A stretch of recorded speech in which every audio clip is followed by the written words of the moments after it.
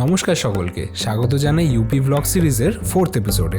আজকে আমরা চলে এসেছি শ্রীরামের জন্মভূমি অযোধ্যাতে। আর এই ব্লগে আমি দেখাবো আপনারা এখানে 24 ঘন্টায় কী কী ঘুরে নিতে পারেন। তাহলে দেরি না করে শুরু করা যাক।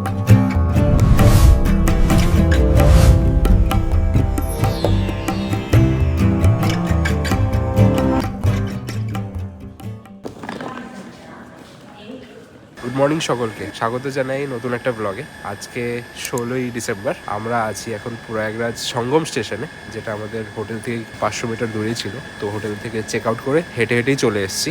এখান থেকে আমাদের ট্রেন আছে টুয়ার্ডস অযোধ্যা। এখন বাজে 4:30। আমাদের ট্রেন ছাড়বে 4:50-এ, আর আমরা 9:30 নাগাদ অযোধ্যায় পৌঁছে যাব। তো আজকের এই ভিডিওটাতে আপনি আমাকে দেখবেন অযোধ্যা এক্সপ্লোর করতে। তো চলুন ট্রেন জার্নিটা স্টার্ট করা যাক।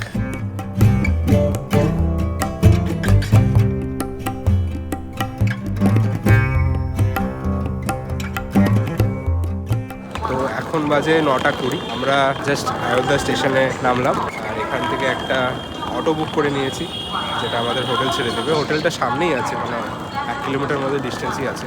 তাও অটো নিয়ে নিলাম। আপনারা অযোধ্যা প্ল্যাটফর্মটা দেখলেন, মানে স্টেশনটা দেখলেন, খুবই সুন্দর সাজানো হয়েছে, মানে একদম এয়ারপোর্টের মতন বানানো রয়েছে। আর চারিদিকে খুব বেশি কুয়াশা দেখা যাচ্ছে। ইউপিতে খুব বেশি ফগ হয় শীতের দিনে, দেখুন ভিজিবিলিটি খুব কম। আমরা জাস্ট অযোধ্যার হোটেলে চেক ইন করলাম। হোটেলটার নাম শ্রী রাধে রাধে গেস্ট হাউস। তো চলুন একটা ছোট্ট করে রুম ট্যুর দিয়ে দিই। এখানে আছে একটা সোফা, এখানে কাবার্ড, বেড, টিভি আছে, এখানে ফুল লেন্থ মিরর আছে, একটা টেবিল আছে। চলুন ওয়াশরুমটা দেখি।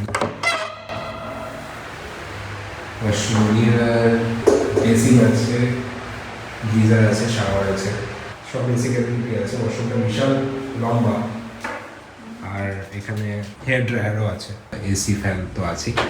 তো খুবই সুন্দর হোটেল রুমটা। এটা আমাদের পার নাইট 1800 করে পড়েছে। তো আপনারা আইডিয়াটা বুঝতে পারছেন যে অযোধ্যায় কেমন হোটেল পেতে পারেন এই প্রাইস রেঞ্জে। তো হোটেল থেকে বেরিয়ে ব্রাঞ্চ করে আমরা এখন যাচ্ছি রাম মন্দিরের দিকে। কিন্তু শোনা যাচ্ছে আজকে এখানে যোগীজি এসছেন, তো সেটার জন্যই রাস্তাটা ব্লক হয়ে আছে।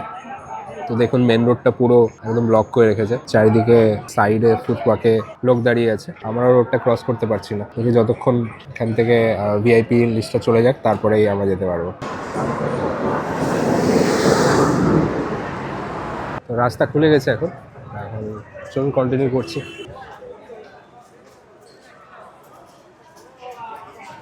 মন্দিরে ঢোকার জন্য আপনারা একটা তো এমনি এন্ট্রি নিতে পারেন, আর একটা হচ্ছে এই ওয়েবসাইট থেকে 15 দিন আগে ভিআইপি পাস বুক করতে পারেন, যেটা ওই পাসটাও ফ্রি, বাট লিমিটেড সিটস থাকে। তাহলে আপনাকে এই লাইনে লাগতে হবে না, আপনারা এই নর্মাল রোড দিয়ে মন্দিরে এন্ট্রি করে দিতে পারেন। আপনাদের রাম মন্দির দেখার যদি ইচ্ছে হয় তাহলে এই পাসটা নিশ্চয়ই বুক করে আনবেন।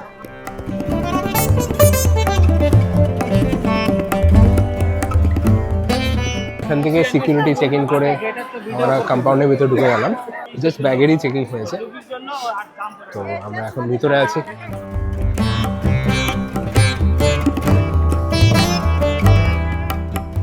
তো আমরা জাস্ট রাম জন্মভূমি মন্দির দেখে আসলাম। তো প্রসেসটা খুবই সিম্পল। আপনারা জাস্ট লকারে নিজের বিলঙ্গিংস যত কিছু আছে, ফোন, স্মার্ট ওয়াচ ইত্যাদি সব কিছু লকারে রেখে ভিতরে লাইন জাস্ট ফলো করুন। জাস্ট লাইন ফলো করলেই আপনারা ভিতরে মানে মন্দিরের গর্ভগৃহতে ঢুকে দর্শন করে আসতে পারবো। তো প্রসেসটা খুবই সিম্পল আর খুবই ওয়েল মেনটেন জায়গা। আর ভিতরে মন্দির তো অসাধারণ সুন্দর। রামের মূর্তি দেখে মানে মনটা ভরে গেছে সবারই। খুব ভালো এক্সপিরিয়েন্স ছিল সবারই আমাদের জন্য। মন্দিরে এত হাঁটাচলা করে গলাটা শুকিয়ে গেছে, তাই একটু লেমন সোডা খেয়ে নিচ্ছি।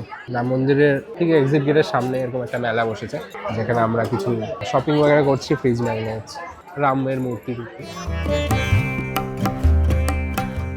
তো আমাদের রাম জন্মভূমি দর্শন করা কমপ্লিট হলো। এখন একটু শরীরটা খারাপ লাগছে বলে হোটেলে ব্যাক করছি। বিকালবেলার দিকে লতা মঙ্গেশকর চকের দিকে যাব, ওখানে সারিউ নদীও দেখবো আমরা। তো জাস্ট বাকি মন্দিরগুলো দেখতে পাচ্ছি না, কারণ শরীরটা একটু খুবই খারাপ লাগছে। তো একটু রেস্ট ফেস্ট নিয়ে তারপরে বিকেলে দেখা হচ্ছে। 3 hours later. তো এখন বাজে বিকেল 5টা। আমরা একটু হোটেলে গিয়ে রেস্ট করলাম, শরীরটা এখন ঠিক লাগছে। একটা অটো নিয়ে বেরিয়ে পড়েছি লতা মঙ্গেশকর চক যাওয়ার জন্য। তো ওখানে গিয়ে দেখা হচ্ছে।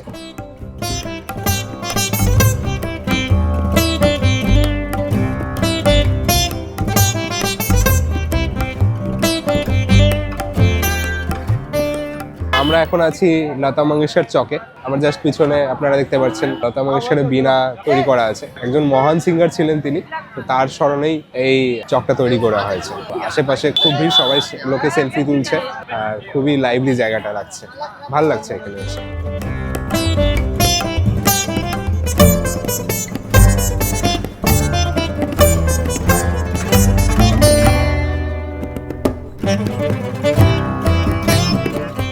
তো ঘাটে যাওয়ার আগে আমরা একটু চা খেয়ে নিচ্ছি।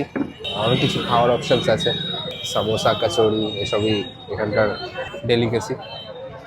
আমার ভেজ ম্যাগি চলে এসছে, নিয়ে নিচ্ছি বনমাস্কা, তো টেস্টি লাগছে এই খেয়ে। ভালো আছে, টেস্টি।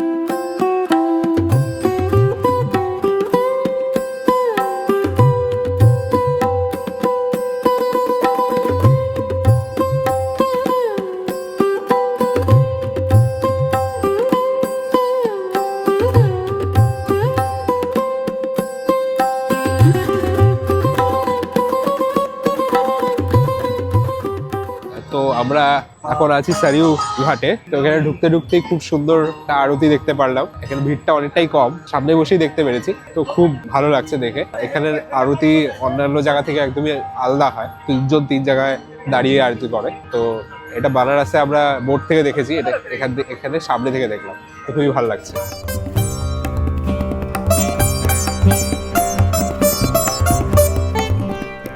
তো আমাদের লতা চক আর সারিউ ঘাটের দর্শন হলো। এখন আমরা আমাদের হোটেলের দিকে রওনা দিচ্ছি। ডিসিশন নিলাম যে হেঁটে হেঁটেই রওনা দিব, কারণ এখান থেকে খালি 2 কিলোমিটার, আর অযোধ্যা শহরটাকে দেখতে দেখতে হেঁটে হেঁটে চলে যাব। রিক্সা বা টোটো নিলে তো বোঝা যায় না, শহরটাকে ঠিক মতন দেখা যায় না। পায়ে হেঁটেই সবচেয়ে বেস্ট শহর দেখা, যেহেতু ডিস্টেন্স কম। তো চলুন পায়ে হেঁটেই হোটেল ব্যাক করি, কিন্তু তার মাঝে কিছু ডিনার করে নেব, আর কালকে ট্রেনের জন্য কিছু স্ন্যাক্স ওগেরাও নিয়ে নেব। তো এটাই চলছে।